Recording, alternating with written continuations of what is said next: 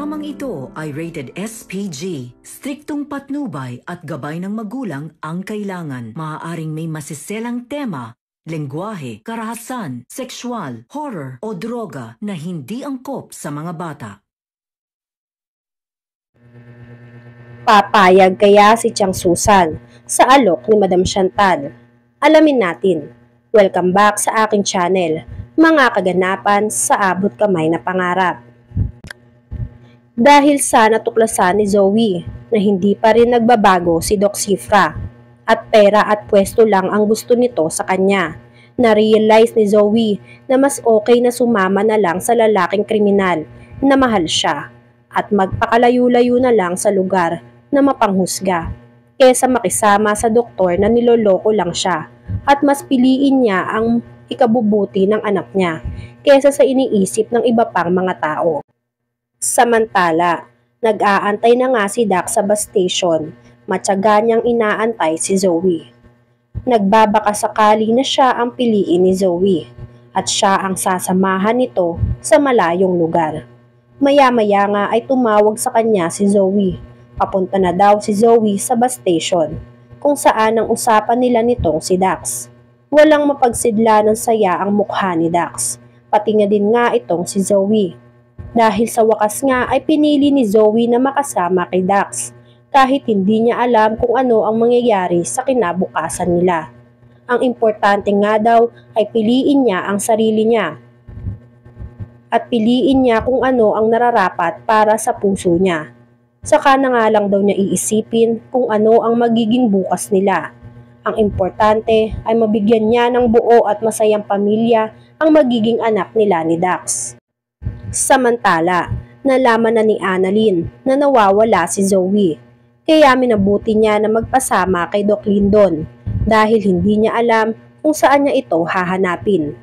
Habang nagmamaneho nga itong si Doc Lindon, iniisip nila kung bakit nagawa ito ni Zoe at saan ito po pwedeng pumunta. Isa lang ang naisip ni Annalyn na baka sumama na ito kay Dax. Maya-maya, tumawag si RJ kay Annalyn para kamustahin kung ano na ang balita kay Zoe. Sinabi ni Annalyn na hindi pa nila nakikita si Zoe at hindi sila titigil kakahanap hanggat hindi nila nakikita si Zoe.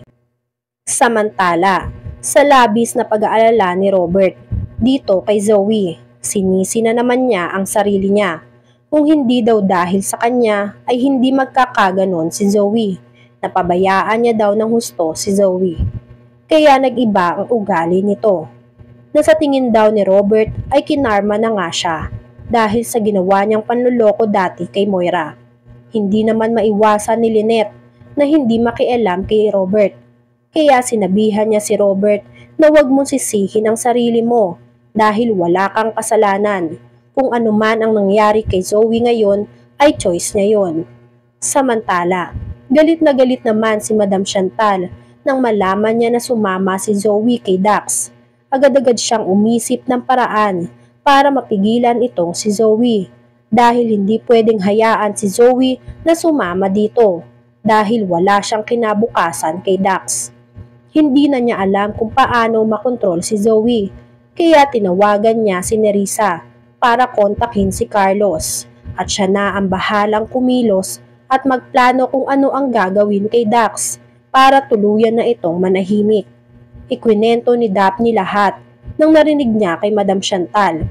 Napag-alaman ni Madam Chantal na kaya pala lumaya si Zoe ay dahil kay Doc Cifra dahil nahuli niya ito na naglalandi sa ibang babae, kahit na nga ikakasal na sila. Maya-maya, inutusan ni Madam Chantal si Daphne. Pinatawagan niya si Doc Cifra na magkita sila sa parking lot at may mahalaga silang pag-uusapan. Hindi naman alam ni Doc Cifra na nakarating na kay Madam Chantal ang pambababae niya, na hindi pa din ito tumitigil at siya pa ang dahilan kung bakit naglaya si Zoe. Samantala, nang magkaharap na nga si Madam Chantal at Doc Cifra, galit na galit ito dito. Kaya naman sa sobrang inis at galit ni Madam Chantal ay hindi na niya nakontrol ang sarili niya. Nasampal niya si Doc Cifra. Napahawak naman sa pisngi niya si Doc Cifra. dahil hindi niya akalain na sasampalin siya nito. Kaya naman ito ngang si Doc Cifra ay hindi din napigilan na manumbat kay Madam Chantal. Sinabihan niya si Madam Chantal na papanindigan na nga daw niya ang magiging anak ni Zoe kahit hindi niya nga ito anak. Tapos ganito pa daw ang gagawin ni Madam Chantal sa kanya. Hindi nagustuhan ni Madam Chantal ang sinabi nito ni Doc Cifra. Kaya binantaan niya si Doc Cifra na oras na may mangyari sa masama sa apo kong si Zoe ay ikaw ang sisisihin ko at ikaw ang unang-unang tao na sisisihin nito. Dahil siya lang ang naging dahilan kung bakit naglayas itong si Zoe at humanda ka sa gagawin ko sa'yo.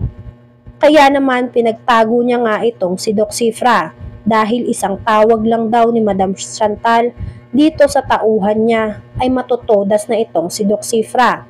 Kaya naman sa takot nitong si Doc Cifra ay agad siyang umalis palayo kay Madam Chantal. Hindi alam ni Madam Chantal na kanina pa pala nakikinig ng usapan nila. Ito ngang si Tiang Susan. Nalaman ni Tiang Susan na hindi pala talaga si Doc Cifra ang ama ng pinagbubuntis ni Zoe at binayaran lang ito para magpanggap.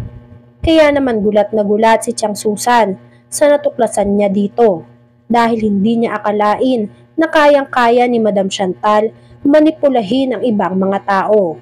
Kaya naman matapos ang pag-uusap nitong si Doc Cifra at Madam Chantal, aalis na din sana si Madam Chantal. Hindi niya akalain na nakatingin pa lang sa kanya si Tiang Susan. Kaya nagulat si Madam Chantal na alam niyang narinig lahat ni Tiang Susan ang sikreto nila.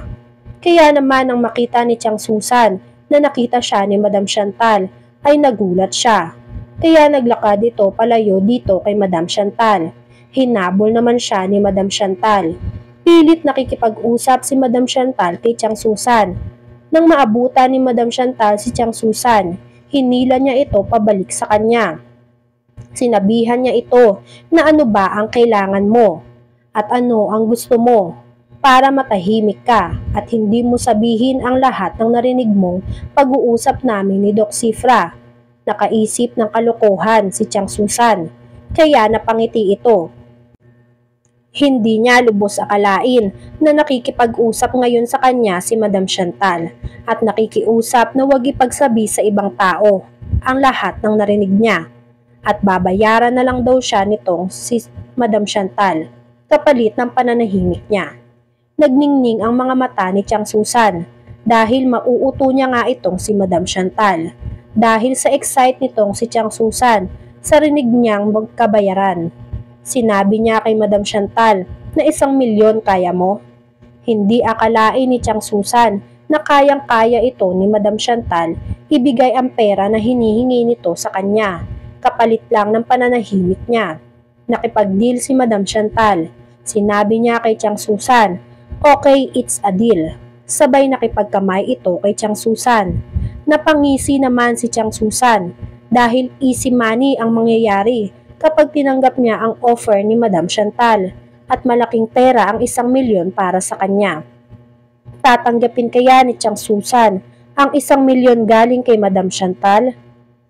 Ano na kaya ang nangyari kay Zoe? Yan nga ang mga kaganapan at mga dapat nating abangan dito sa Abot Kamay na Pangarap.